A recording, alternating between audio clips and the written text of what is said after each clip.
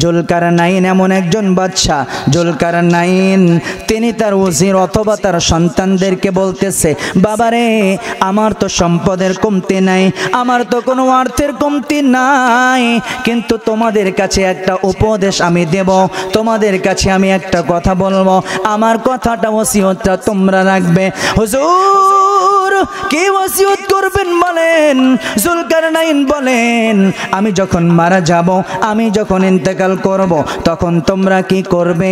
তোমরা যারা আমার চিকিৎসাধীন ডাক্তার আছে, এই 4 জন ডাক্তারকে আমার পালকিটা ধরতে বলবে। সুবহানাল্লাহ কোন? মসজিদের মধ্যে পালকি আছে কি নাই? আরো জোরে কোন আছে কি নাই? ওই পালকিতে সবাইকে উঠতে হবে কি হবে না? রাজা নাই, বাদশা নাই, গরিব নাই, ফকির নাই, ধনী নাই, ওই পালকি সবার বাড়িতে আসবে কিনা বলেন? বাবাজিরা আমার, বন্ধুরা আমার, ওই পালকির মধ্যে সবাইরে উঠতে হবে। বন্ধুগণ আমার, বাদশা সিকান্দার উনি তাম পৃথিবী রাজত্ব করেছেন। এই বাদশা সিকান্দার এমন একজন রাজা, বাদশা জুলকারনাইন এমন একজন রাজা, তিনি তার ওজির অথবা সন্তানদেরকে বললেন, আমার যারা চিকিৎসাধীন থাকবে এই 4 জনকে খাটের 4টা পায়া ধরতে বলবে, আর তোমরা যারা থাকবে তোমরা কি করবে? আমার জমানো যত অর্থ করি, আমার জমানো যত অর্থ করি যা থাকবে, এগুলো তোমরা নিয়ে যখন আমাকে জানাজার জন্য নিয়ে যাওয়া হবে, তখন তোমরা আমার সম্পদগুলো, আমার অর্থগুলো তোমরা 2 হাতের মধ্যে নিয়ে এগুলো ছিটিয়ে ছিটিয়ে দিতে থাকবে। আর তোমরা আমাকে জানাজা দেওয়ার আগে যখন আমার গোসল করানো হবে, তখন আমাকে কাফন করানো হবে, কাফন পরানো হবে, ওই মুহূর্তে আমার 2টা হাত কাফনের মধ্য থেকে বের করে দেবে। বাদশা জুলকারনাইন, কাফনের মধ্যে সমস্ত মানুষের হাত থাকে, আপনার হাতগুলো কেন বের করে দেব? জুলকারনাইন বলেন, এজন্য আমার হাতগুলো বের করে দেবে। আমি আল্লাহ তাআলা রব্বুল আলামিন আমাকে এমন ক্ষমতা দিয়েছিলেন, আমাকে পুরো পৃথিবীর বাদশাহিত্ব দিয়েছিলেন, পুরো পৃথিবীর বাদশা আমি হয়েছি আমার আল্লাহ তাআলা রব্বুল আলামিন। এরপরেও জমিনে আমাকে রাখে নাই। আমি এটা প্রমাণ করতে চাই। আমি যখন চলে যাব, বাজার বন্দরগুলো ঘোরায়া ঘোরায়া আমার নেবে, যাতে করে মানুষগুলো বোঝে আমি আমার 2 হাত দ্বারা যত সম্পদ কামিয়েছি, আমার 2 হাত দ্বারা যত অর্থ কামিয়েছি, আজকে আমি কবরে চলে যাচ্ছি, আমার কবরের সঙ্গে আমার আমল ছাড়া আর কিছুই নয়, আমার সাথে আমার স্বর্ণ অলংকারগুলো যাবে না। জোরে কোন ঠিক কিনা? আর হাতগুলোর জন্য বের করে দিবা, দুনিয়ার মানুষগুলো যেন আমার হাতটা দেখে বুঝতে পারে, এত বড় বাদশা হওয়ার পরেও, এত বড় বাদশা আমি জুলকারনাইন হওয়ার পরেও দুনিয়ার মানুষগুলো যেন বুঝতে পারে, আজকে যখন আমি কবরে চলে যাচ্ছি, কবরে যাওয়ার সময় আমার কবরের মধ্যে আর কিছু যাচ্ছে না, আমি কবরে খালি হাতে যাচ্ছি। কোন সুবহানাল্লাহ। রূপগঞ্জ অফ সুন্নাহ, ইসলামের সত্যবাণী। যারা জীবন পেয়েছে তাদেরকে মরতেই হবে, কথাটা তিক্ত হলেও সত্য, কিন্তু আমরা জানি না কে কখন মারা যাব, জানি না কি কথা কন, আমরা কেউ জানি না কখন আমাদের মরণ হবে, কিন্তু এটা জানি মরণ আমাদের জন্য নিশ্চিত। জোরে কোন ঠিক কিনা? বাবাজিরা আমার, বন্ধুগণ আমার, দুনিয়ার জমিন থাকার জায়গা নয়, দুনিয়ার জমিনে আমরা কেউ থাকবো না। আগে এসেছে দাদা, তারপরে আসলো বাবা, বাবার পরে আমি সন্তান, এরপরে আমার সন্তান, সিরিয়ালে আমরা আসতেছি, কিন্তু যাওয়ার কোনো সিরিয়াল নাই। জোরে কোন ঠিক কিনা? আমার আল্লাহ তাআলা রব্বুল আলামিন মায়ের পেটের মধ্যে যেই সন্তানটা 10 মাস 10 দিন পর্যন্ত মায়ের পেটের মধ্যে থাকে, তারপরে ভূমিষ্ঠ হয়, জমিনে আসে, আসে কি আসে না? মায়ের পেটের মধ্য থেকে সব সন্তানগুলো জমিনে জীবিত আসতে পারে না। জোরে কোন ঠিক কিনা? মায়ের পেটের মধ্যে যেই সন্তানকে মেরে ফেলেন, যেই সন্তানের হায়াত ফুরিয়ে যায়, মায়ের পেটের মধ্যে যেই সন্তানটা মরা হয়, ওই সন্তানের হায়াত শেষ করে দেন কে? আপনার হায়াত শেষ করবেন কে? দুনিয়ার জমিনে সন্তান আসলো, এই সন্তানের বয়স 2 বছর হয় নাই, দেখা গেল হঠাৎ করে সন্তানটা মারা গেল। বাবারা বলতে পারেন শিশু কেন মারা গেল, আমি কেন মারা গেলাম না? বাবাজিরা, আমার শিশু মারা যায়, কিশোর মারা যায়, যুবক যুবতী মারা যায়, বৃদ্ধ বৃদ্ধা মারা যায়, কেউ থাকবে না, কেউ থাকবে না, সবাই মারা যাবে, সবাই দুনিয়ার জমিন থেকে চলে যাবে। আমরা জানি আমরা সবাই দুনিয়ার জমিন থেকে চলে যাব, কিন্তু আমরা আমাদের চলে যাওয়ার সময় জানি না। জোরে কোন ঠিক কিনা? আমরা চলে যাওয়ার সময় জানি না। এটা একটা সিগন্যাল, যে কোনো সময় ডাক চলে আসতে পারে। আল্লাহ তাআলা প্রমাণ করে দিলেন। তুমি ভাবতেছো তোমার চুলগুলো পাকে নাই, তুমি ভাবতেছো তোমার দাড়িগুলো সাদা হয় নাই, তুমি ভাবতেছো তোমার দাঁতগুলো এখনো নড়বড় করে না, তুমি ভাবতেছো এখনো তুমি জওয়ান, তুমি ভাবতেছো এখনো তুমি বিয়ে শাদী করো নাই, তুমি ভাবতেছো তুমি মাত্র যুবক, তুমি বিয়ে করবে, সন্তানাদি হবে। তোমার একটা সময় বার্ধক্য আসবে, যখন তুমি 2 ঠ্যাঙের সাথে 2 পায়ের সাথে আরো একটা পা যোগ করবে, লাঠি যোগ করবে, তখন নামাজ পড়বে। আছে কি নাই? জোরে কোন।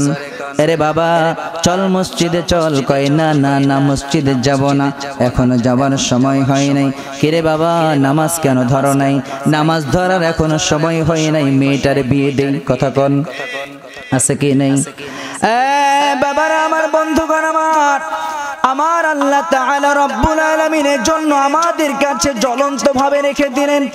তুমি যে ভাবতেছো তুমি ওই বৃদ্ধ পর্যন্ত, বার্ধক্য পর্যন্ত সময় পাবে, তুমি ভাবতেছো, তুমি একটাবার লক্ষ্য করে দেখো, আমি ওই আল্লাহ, যে আল্লাহ মায়ের পেটের মধ্যে সন্তানের হায়াতকে ফুরিয়ে দেই। জোরে কোন ঠিক না?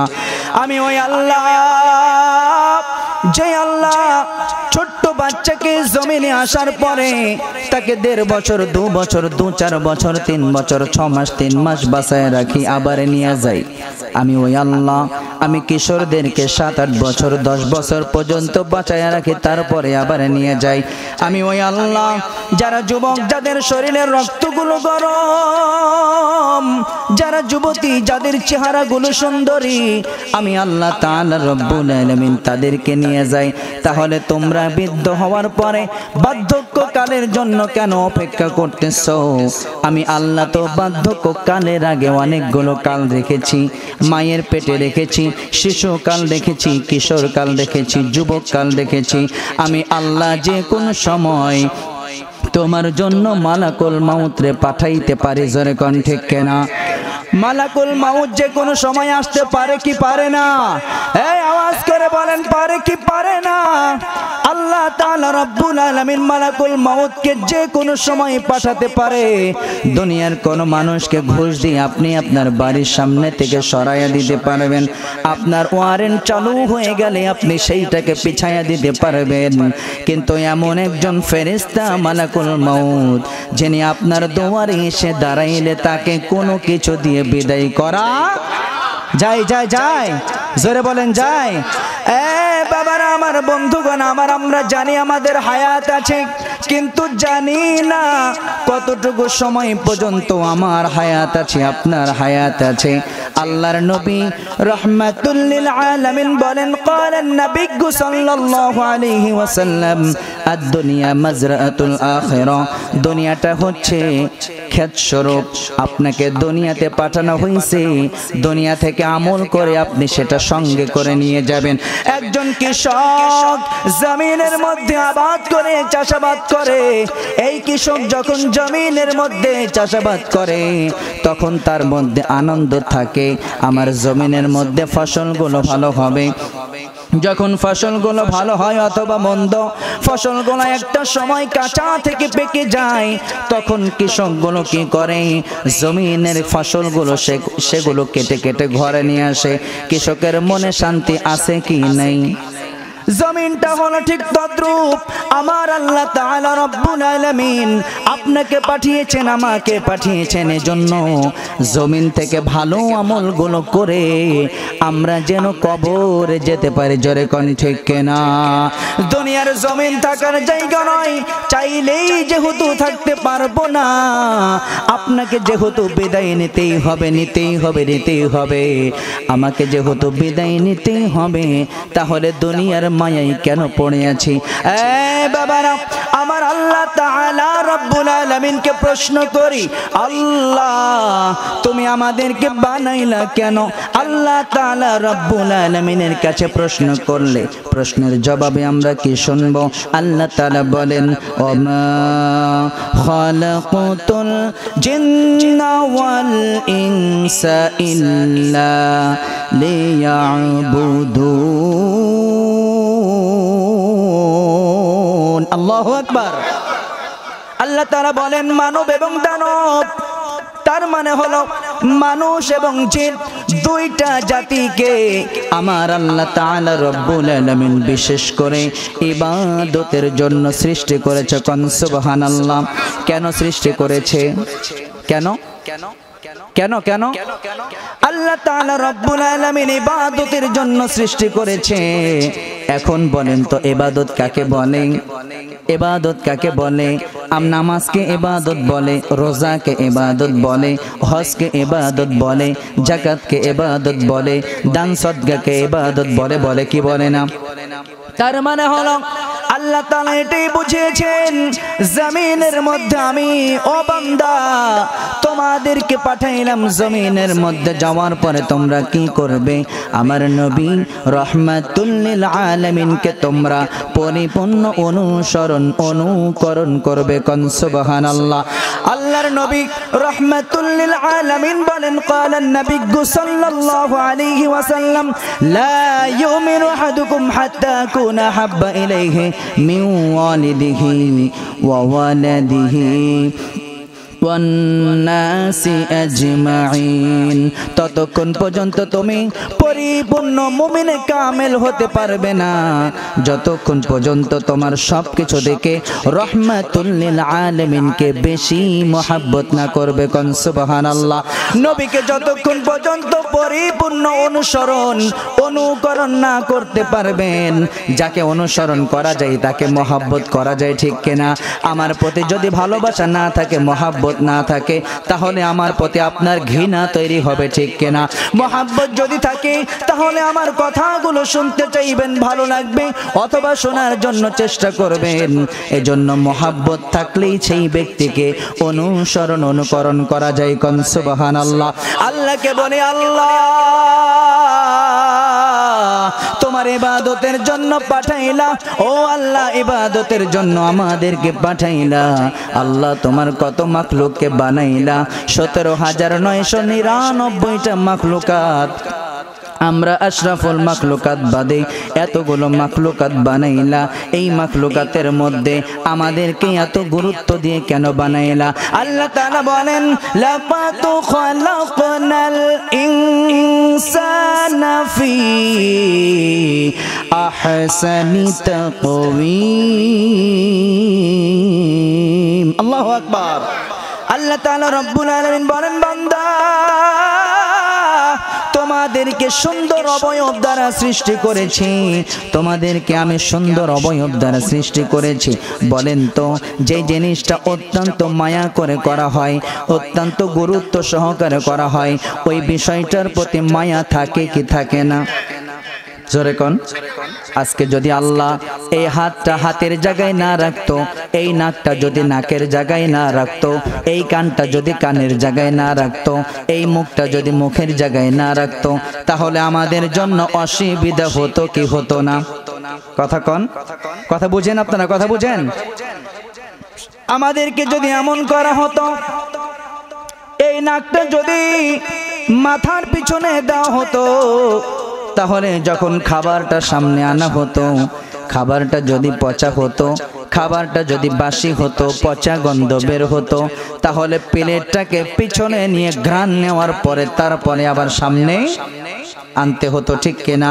চোখের জায়গায় চোখ না থাকলে কত অসুবিধা হতো, মুখের জায়গায় মুখ না থাকলে কত অসুবিধা হতো।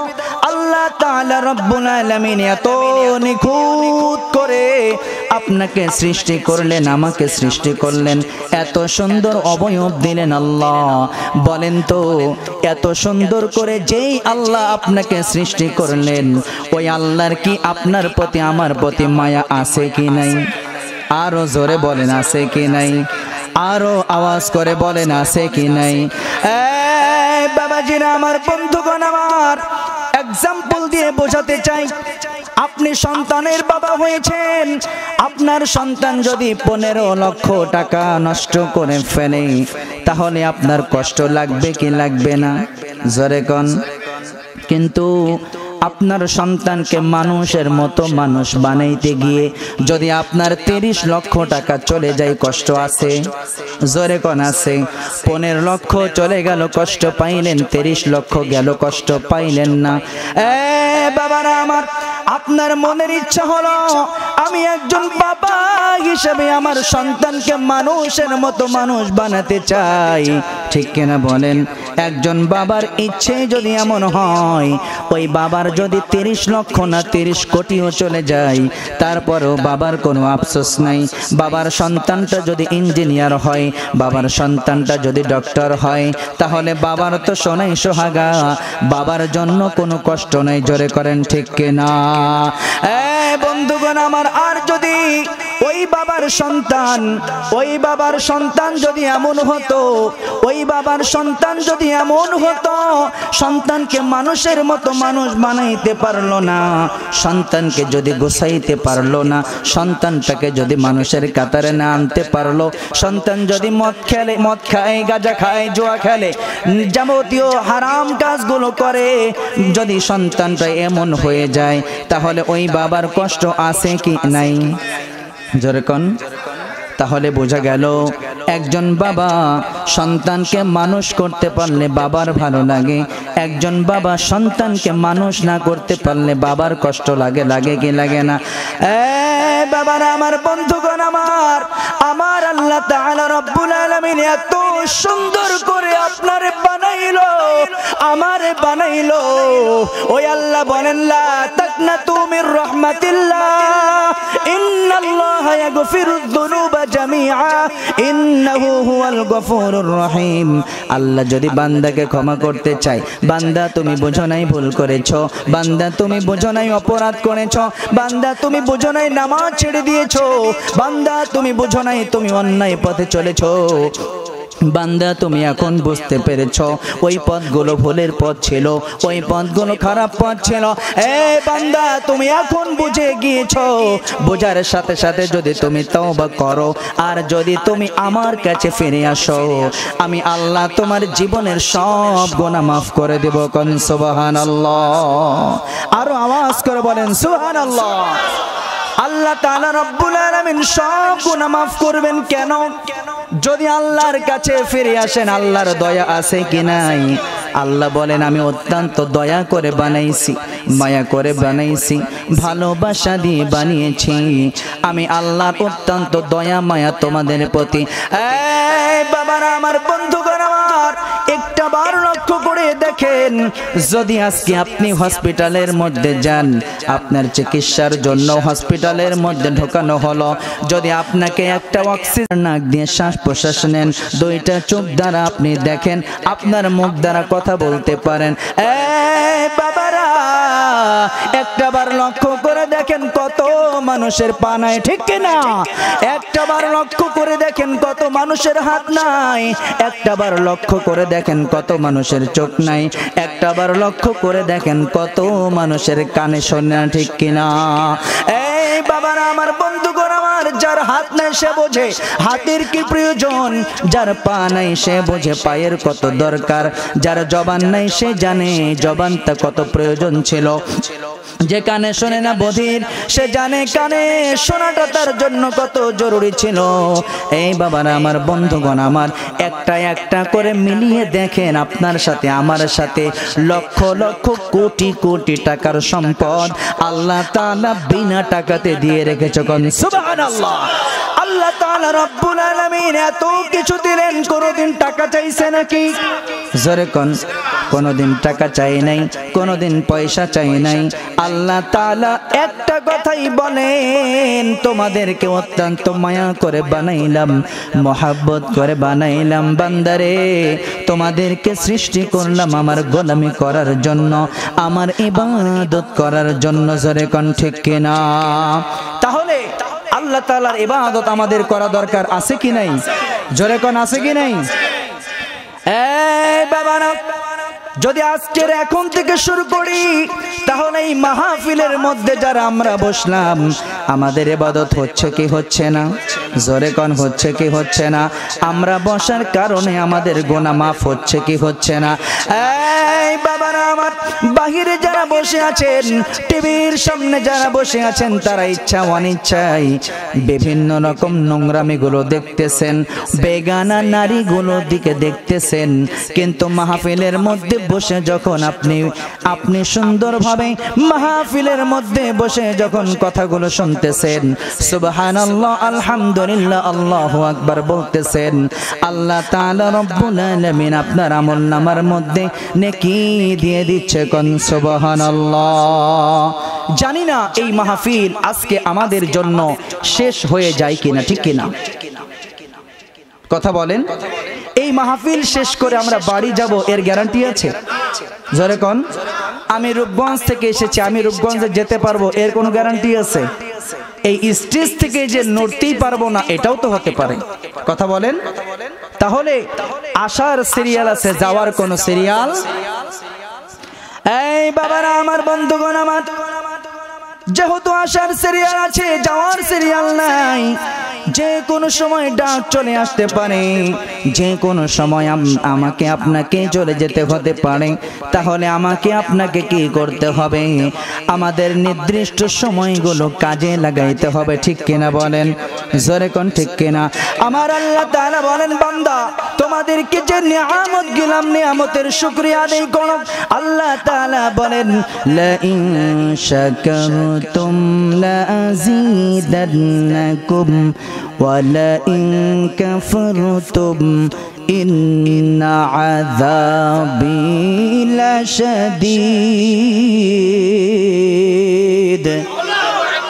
জোরে বলেন।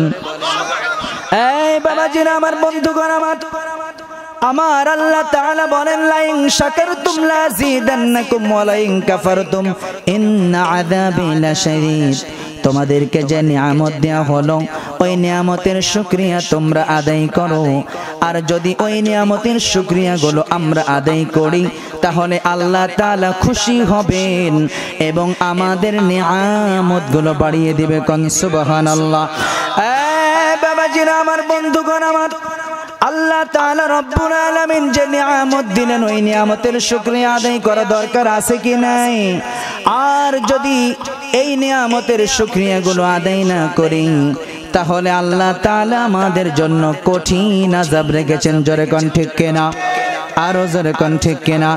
এই বাবারা আমার, বন্ধুগণ আমার, আল্লাহর নবী রাহমাতুল লিল আলামিন বাশা হযরত আবু হুরায়রা রাদিয়াল্লাহু তাআলা তিনি বলেন, নবীজি সাল্লাল্লাহু আলাইহি ওয়াসাল্লাম আমাদের কাছে বয়ান করে শোনাচ্ছেন, আমরা শুনতেছি। নবী বলেন, বনি ইসরাইলের মধ্যে, কোথায়? বনি ইসরাইলের মধ্যে তিনজন লোক ছিল। ওই তিনজন লোকের মধ্যে একজন লোক ছিল, যে লোকটা হলো কুষ্ঠরোগী। চেনেননি? যে লোকটা হলো কুষ্ঠ রোগ হয়েছে, যার কুষ্ঠ রোগ আছে। 2 নম্বর হলো যার মাথা টাক, যার মাথার মধ্যে চুল নাই। 3 নম্বর হলো যেই ব্যক্তি চোখে দেখে না, অন্ধ। এমন ব্যক্তি আছে কি নাই? জোরে কোন আছে কি নাই? নবীজি বলেন, হযরতে আবু হুরায়রা রাদিয়াল্লাহু তাআলা হতে বর্ণিত, তিনি বলতেছেন আল্লাহর নবী সাল্লাল্লাহু আলাইহি ওয়াসাল্লাম বলেন, বনি ইসরাইলের মধ্যে তিনজন লোক ছিল এমন, এই তিনজন লোকের মধ্যে এক নম্বর লোক যিনি কুষ্ঠ রোগওয়ালা, এই লোকটার কাছে আল্লাহ তাআলা একজন ফেরেশতাকে মানুষ আকৃতিতে পাঠায়া দিলেন। ওই ব্যক্তি আসলো, ওই ফেরেশতা আসলো, আসার পরে ওই ব্যক্তির নিকটবর্তী হলো। ওই ব্যক্তিকে ওই কুষ্ঠ রোগওয়ালা ব্যক্তির কাছে এসে বলল, ও ব্যক্তি তুমি বলো তোমার কি প্রয়োজন, তুমি কি চাও? কুষ্ঠ রোগওয়ালা ব্যক্তি বলল, আমি রোগে জর্জরিত, কুষ্ঠ রোগের রোগী মানুষ, আমার রোগটা যদি সেরে যায় আমি খুশি হব। আল্লাহ তাআলা রব্বুল আলামিনের পাঠানো ফেরেশতা ওই লোকটার চেহারার মধ্যে হাত দিয়ে দিলেন, ওই লোকটা সুস্থ হয়ে গেল। সুস্থ হওয়ার পরে ওই ফেরেশতা একটা 10 মাসের উটনি তাকে দিয়ে গেল এবং বলল, এই উটনি দ্বারা তোমার বরকত হোক, কোন সুবহানাল্লাহ। ওই ফেরেশতা সামনে অগ্রসর হলেন, দ্বিতীয় নম্বর ব্যক্তির কাছে গেলেন, যার মাথার মধ্যে টাক, যার মাথার মধ্যে কোনো চুল নাই, যার মাথার মধ্যে কোনো চুল ওঠে না। ওই ব্যক্তি বলল, আমাকে নিয়ে মানুষ অনেক হাসাহাসি করে, আমাকে নিয়ে মানুষ অনেক ঠাট্টা মশকরা করে, যদি আমার মাথার মধ্যে চুল উঠে আমাকে দেখতে সুন্দর লাগবে, আমাকে নিয়ে আর কেউ ঠাট্টা মশকরা করতে পারবে না। ওই ফেরেশতা মানুষ সুরত ফেরেশতা তার শরীরের মধ্যে মাথার মধ্যে হাত দিয়ে দিল, মাথার মধ্যে চুল উঠে গেল, কোন সুবহানাল্লাহ।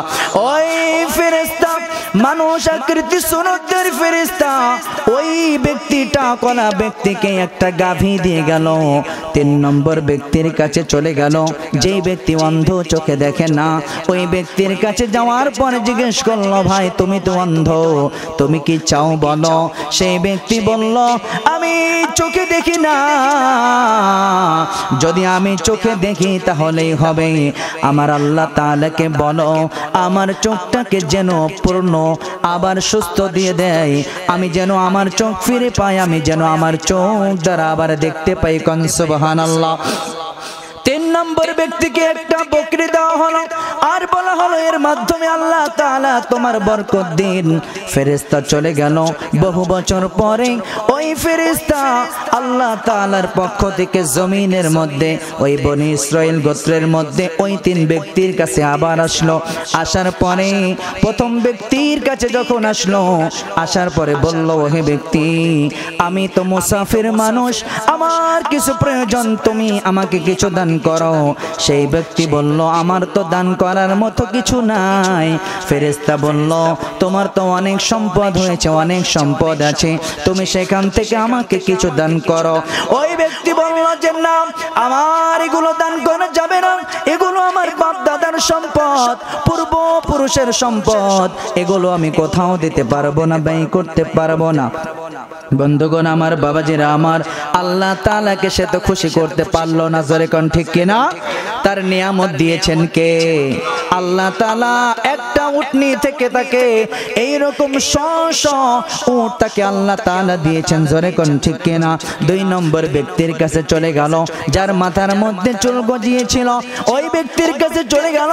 ব্যক্তিকে যাওয়ার পরে বলল, আমি মুসাফির মানুষ, আমাকে সাহায্য করো, আমাকে কিছু দাও। সেই ব্যক্তি বলল, তোমাকে কিছু দেওয়া যাবে না, এগুলো আমার বাপ দাদার সম্পদ, এগুলো ব্যয় করা যাবে না। 3 নম্বর ব্যক্তির কাছে চলে গেল, যেই ব্যক্তি চোখে দেখে না, যেই ব্যক্তি পুরোনায় চোখ ফিরিয়ে পেল, ওই ব্যক্তির কাছে যাওয়ার পরে বলল, আমি মুসাফির মানুষ, আমাকে কিছু দান করো। সেই ব্যক্তি বলল, ওই যে আমার বকরির পাল দেখা যায়, ওই যে ছাগলের পাল দেখা যায়, এখানে তোমার যত অনেকগুলো ছাগল আছে, তোমার জয়টা প্রয়োজন অথবা যেইটা তোমার ভালো লাগে তুমি সেইটা নিয়ে যাও, কোন সুবহানাল্লাহ। আল্লাহ তাআলা বললেন, আল্লাহ তাআলা কি করলেন, যেই দুইজন ব্যক্তি নিয়ামত পাওয়ার পরে শুকরিয়া আদায় করলো না, অর্থাৎ যেই ব্যক্তির কুষ্ঠ রোগ ছিল আল্লাহ তাআলা রব্বুল আলামিন তার শরীরের মধ্যে আবার কুষ্ঠ রোগ দিয়ে দিলেন এবং সেই নিয়ামতগুলো ছিনিয়ে নিলেন। যে ব্যক্তির টাক করা ছিল ওই ব্যক্তির নিয়ামত ছিনিয়ে নিলেন, আবার আগের অবস্থায় ফিরিয়ে দিলেন। এই বন্ধুগণ আমার, বাবাজিরা আমার আল্লাহ তাআলা রব্বুল আলামিন এই জন্য কিছু কিছু প্রমাণ রেখে দেয়, জোরে কোন ঠিক কিনা? আল্লাহর পথে চললে আল্লাহ যদি রাজি এবং খুশি হয় তাহলে নিয়ামত পাওয়া যায় কি যায় না? আর যদি আল্লাহর বিপক্ষে চলে যায় তাহলে আমাদের জন্য ক্ষতি আছে কি নাই? এই বাবারা, বন্ধুরা, এজন্য আল্লাহ বলেন লা শাকারতুম লাযিদান্নাকুম ওয়া লা ইন কাফারতুম ইন্না আযাবি লাশাদীদ। তোমাদেরকে যে নিয়ামত দেওয়া হলো ওই নিয়ামত পাওয়ার পরে তোমরা শুকরিয়া আদায় করো, আর যদি তোমরা শুকরিয়া আদায় করো আমি আল্লাহ তাআলা অত্যন্ত খুশি হয়ে যাই। আর আমি আল্লাহ তাআলা যার উপরে খুশি হয়ে যায় তার নিয়ামত আরো বৃদ্ধি করে দেয়, কোন সুবহানাল্লাহ। আর যে ব্যক্তি আমার নিয়ামত পাওয়ার পরে, নিয়ামত খাওয়ার পরে, নিয়ামত ব্যবহার করার পরে যেই ব্যক্তি শুকরিয়া আদায় করে না, আমি আল্লাহ তাআলা রব্বুল আলামিন ওই ব্যক্তির প্রতি গোসা করে রাগান্বিত হই। ওই ব্যক্তির জন্য আমি কঠিন শাস্তি রেখেছি, কোন নাউযুবিল্লাহ। তাহলে আমাদের আল্লাহর পথে চলা দরকার আছে কি নাই? জোরে বলেন, আছে কি নাই? আল্লাহর পথে আমাদের চলতে হবে কি হবে না? এই জমিনের মধ্যে হুকুম চলবে কার? আর আওয়াজ করে বলেন, এই জমিনের মধ্যে হুকুম চলবে কার? এই জমিনটা কার? এই জমিনে আপনাকে পাঠিয়েছেন কে? এই জমিন থেকে আবার আপনাকে নিয়ে যাবেন কে? কোথায় যাবেন? কোথায় যাবেন? কোথায় যাবেন? থাকতে পারবেন? এই জমিন থেকে বিদায় নিতে হবে। এই জমিনের মধ্যে আপনিও থাকতে পারবেন না, আমিও থাকতে পারবো না। তাহলে আপনাকে আমাকে যেতে হবে কোথায়? কন্যা কেন? মনে হয় সবাই যাইতো না, কিছু মানুষ যাইতো না, না? হ্যাঁ, সবাই যাবেন? এই বাবাজিরা, বন্ধুগণ আমার, দুনিয়ার মধ্যে আমার আল্লাহ তাআলা রব্বুল আলামিন সারা পৃথিবীর রাজত্ব দিয়ে চারজন বাদশাকে পাঠিয়েছেন। কয়জন? সারা পৃথিবীর রাজত্ব দিয়ে আমার আল্লাহ তাআলা রব্বুল আলামিন চারজন বাদশা দিয়ে পাঠাইলেন। এই চারজনের মধ্যে দুইজন হলো মুসলমান আর দুইজন হলো কাফের। কি?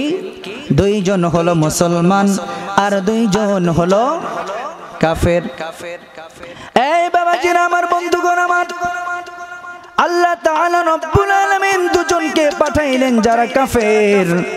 এই কাফেরের মধ্যে একজন হলো বখতে নসর আর একজন হলো নমরুদ। নাম শুনছেন? কথা কন। এই বাবাজিরা আমার, বন্ধুগণ আমার, এই নমরুদ এতটা নির্বোধ ছিল, সে নিজেকে আল্লাহ পর্যন্ত দাবি করেছে। জোরে কোন ঠিক কিনা? কতটা নির্বোধ হলে আল্লাহ পর্যন্ত দাবি করে? জোরে কোন ঠিক কিনা? আল্লাহ ছেড়ে দেয়, আল্লাহ ছাড়েন কি ছাড়েন না? আল্লাহ ছেড়ে দেয় কিন্তু একেবারে ছেড়ে দেন না। আল্লাহ ছাড় দেয়, আবার ধরেন, আবার ছাড় দেন, আবার ধরেন, ঠিক কিনা? এই বন্ধুগণ আমার, হযরত ইব্রাহিম আলাইহিস সালাতু ওয়াস সালাম বলেন, এই নমরুদ, তুমি আমার আল্লাহর প্রতি ঈমান আনো, এক আল্লাহর প্রতি বিশ্বাস আনো, আল্লাহ তাআলার প্রতি তুমি ঈমান আনো। নমরুদ বলে, না না না, তোমার আল্লাহর প্রতি ঈমান আনবো না। তোমার আল্লাহ কই? তোমার আল্লাহ তো দেখি না।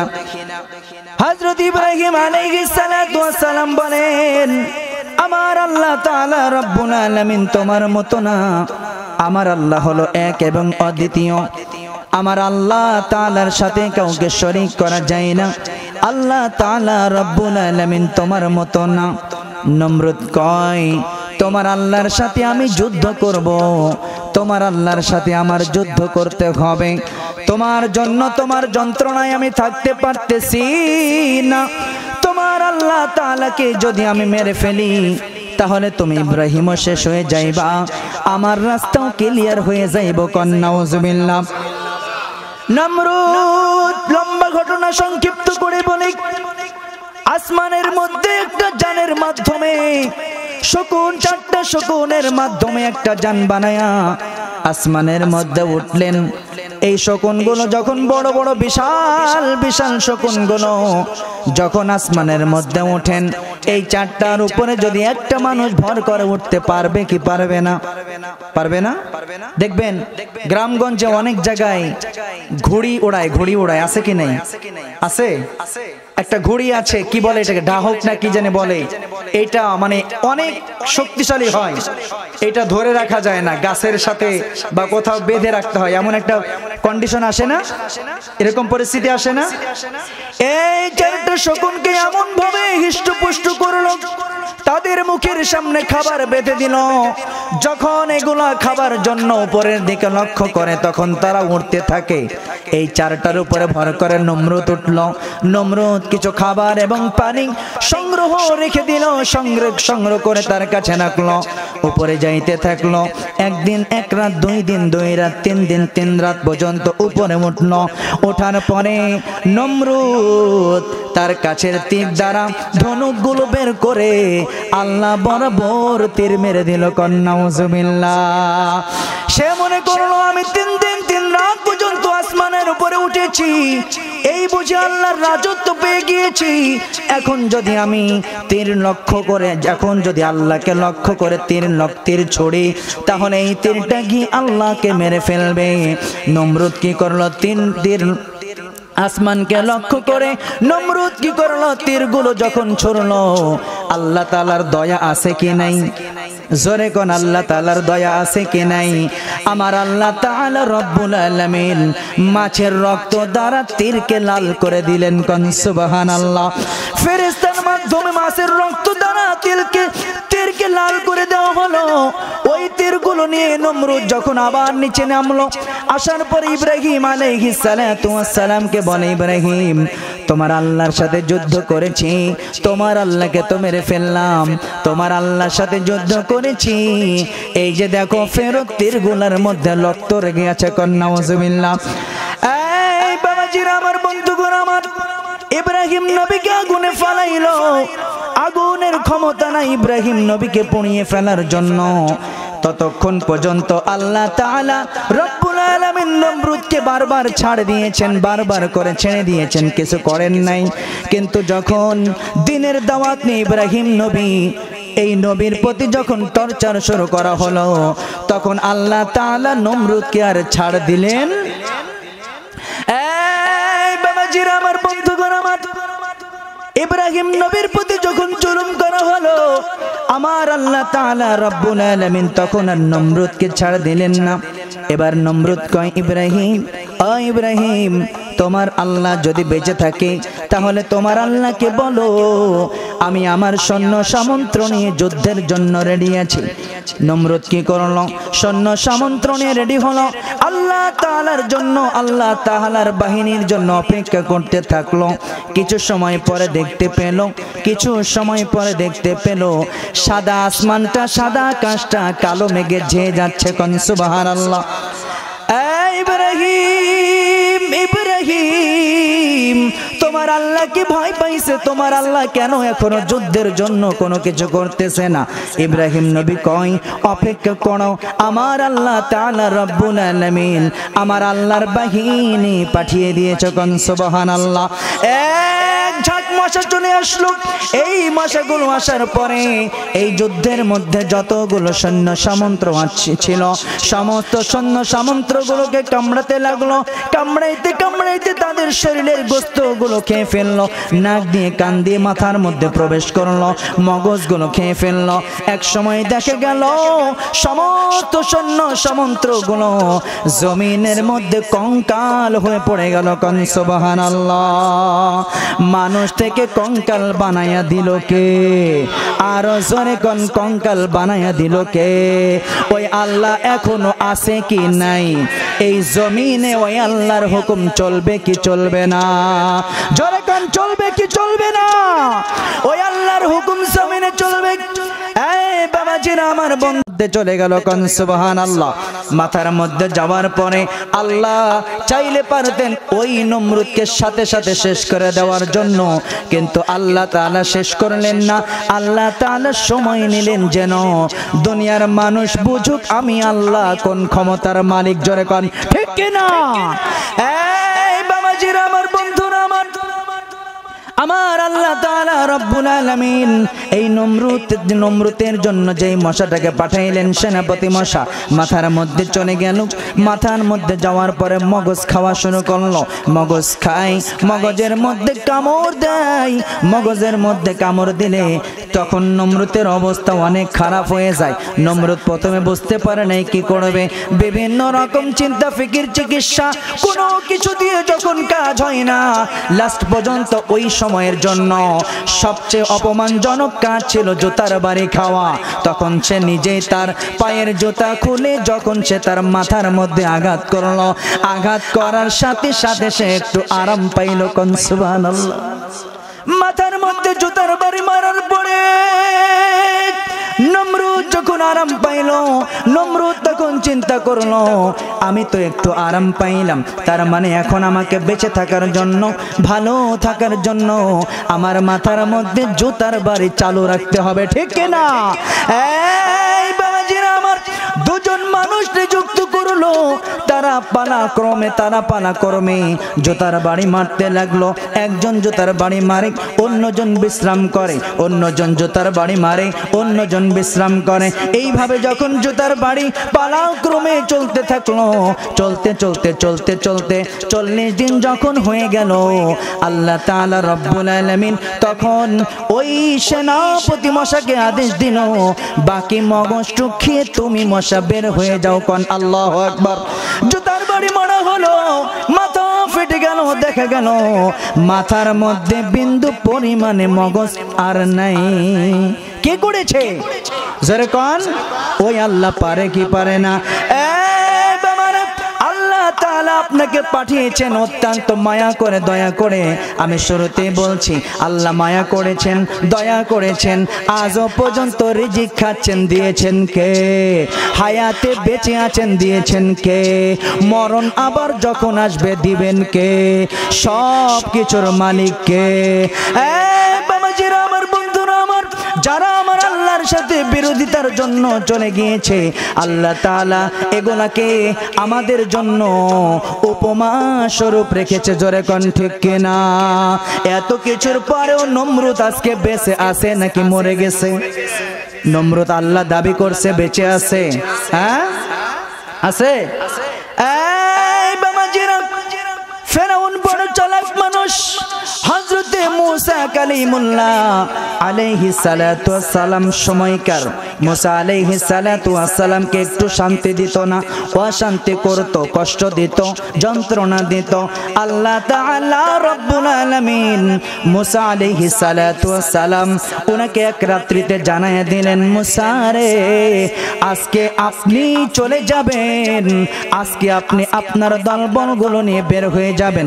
মুসা আলাইহিস সালাতু ওয়াস সালাম দলবলগুলো নিয়ে, তার যারা ঈমান এনেছিল মুসা নবীর প্রতি, তাদেরকে নিয়ে মুসা নবী রওনা হলেন, হাঁটা শুরু করলেন। হাঁটতে নীল নদের কাছে চলে গেলেন। কোথায় গেলেন? জোরে কোন। এই বাবাজিরা বন্ধুরা, নীল নদের কাছে চলে গেলেন।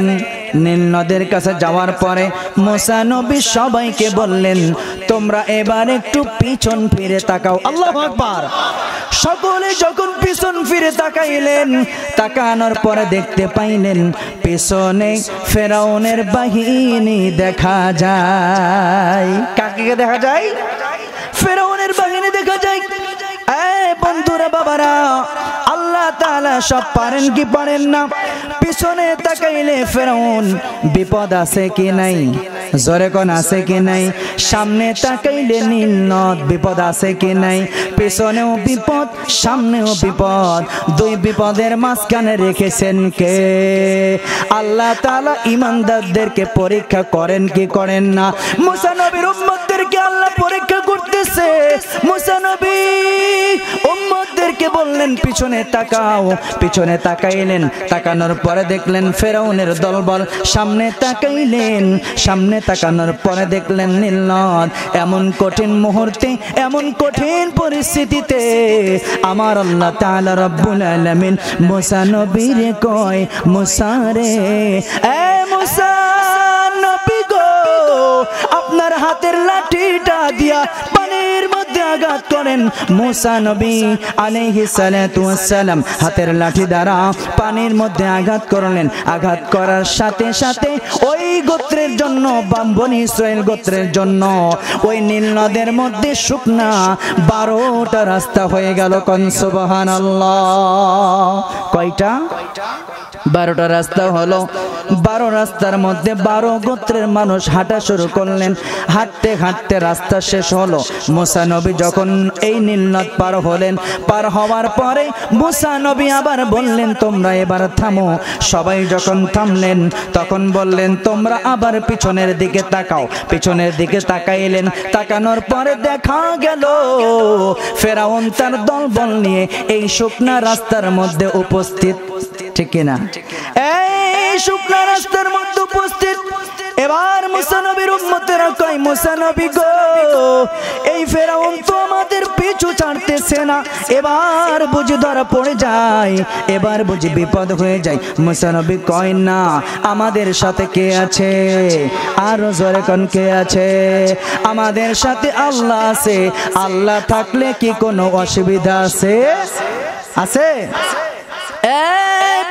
বন্ধুরা, মুসা নবী সমস্ত উম্মতদেরকে দাঁড়াইলেন। আল্লাহ তাআলা মুসা নবীকে বললেন, মুসা নবী রে, মুসা নবী, আপনার হাতের লাঠি দ্বারা ওই রাস্তাগুলোর মধ্যে পানির মধ্যে আবার আঘাত করুন। মুসা নবী তার হাতের লাঠি দ্বারা পানির মধ্যে আঘাত করলেন। পানির মধ্যে আঘাত করার সাথে সাথে শুকনা ঠনঠনে 12টি রাস্তা আবার পানির মধ্যে মিশে গেল। কোন সুবহানাল্লাহ।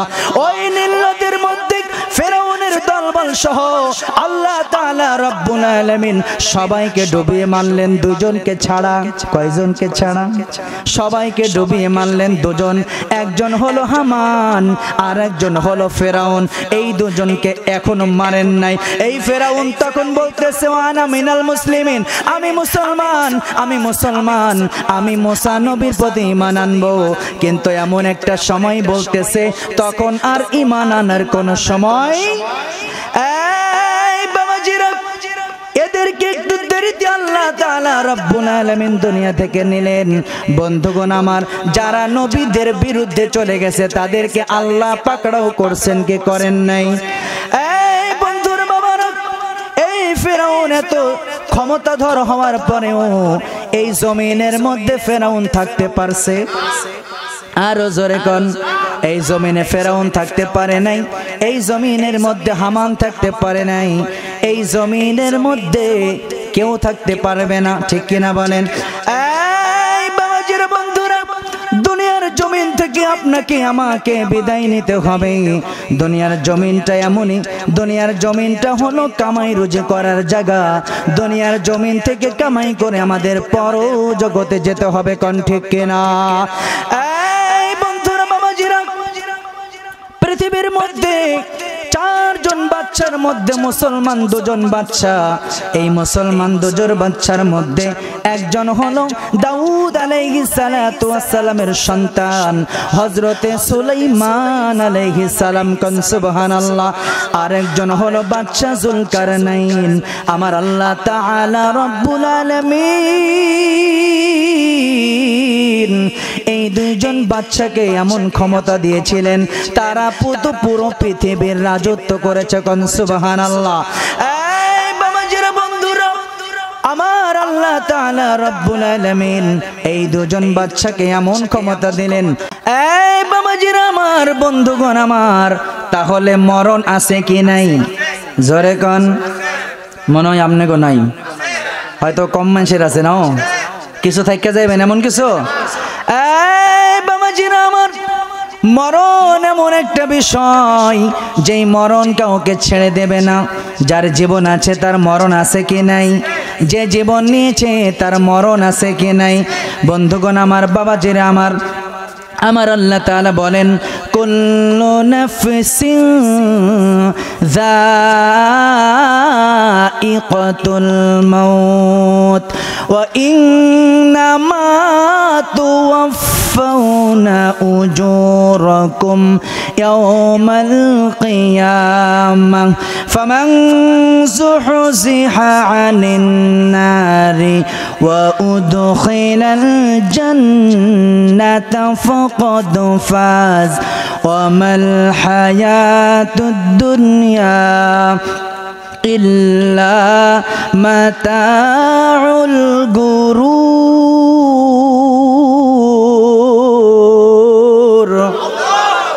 আর জোরে কোন। এই বন্ধুগণ আমার, আমরা যারা জীবন পেয়েছি, যাদের জীবন আছে তাদের মরণ আছে কি নাই? মরণ থেকে বাঁচার কোনো সুযোগ নাই। আল্লাহ এজন্য বলতেছেন, যাদের জীবন আছে তাদেরকে মৃত্যুর স্বাদ গ্রহণ করতে হবে কি হবে না?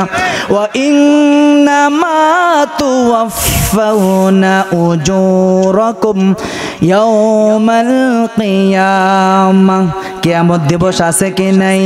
ওই কিয়ামত দিবসে, ওই কিয়ামত দিবসে আমার আল্লাহ তাআলা রব্বুল আলামিন আমাদেরকে পূর্ণ প্রতিদান দেবেন কি দেবেন না? জোরে কোন। ওই কিয়ামত দিবসে আমার আল্লাহ তাআলা রব্বুল আলামিন পূর্ণ প্রতিদান দেবেন।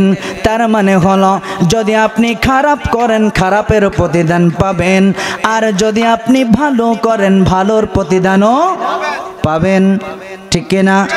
এই বাবাজিরা আমার, বন্ধুরা আমার, তাহলে যেহেতু আমরা ভালোর প্রতিদানও পাবো খারাপের প্রতিদানও পাবো, যদি খারাপের প্রতিদান পাই তাহলে আমাদের জন্য জাহান্নাম ছাড়া কোনো উপায় হবে? জোরে কোন। এই বাবাজিরা, বন্ধুরা, জাহান্নাম ছাড়া কোনো উপায় হবে না। জাহান্নাম ছাড়া আমাদের কোনো গতি হবে না যদি আমরা ভালো কাজগুলো না করে যেতে পারি। এজন্য আমাদের ভালো কাজগুলো করতে হবে কি হবে না? আরো জোরে কোন, হবে কি হবে না? ভালো কাজের বিকল্প কোনো ব্যবস্থা আছে? ভালো কাজের বিকল্প কোনো ব্যবস্থা নাই। ওয়া ইন্নামা তুওয়াফাউনা উজুরাকুম ইয়াওমাল কিয়ামাহ ফামান যুহজিহা আনিন নার ওয়া উদখিলাল জান্নাতা ফাকাদ ফাজ।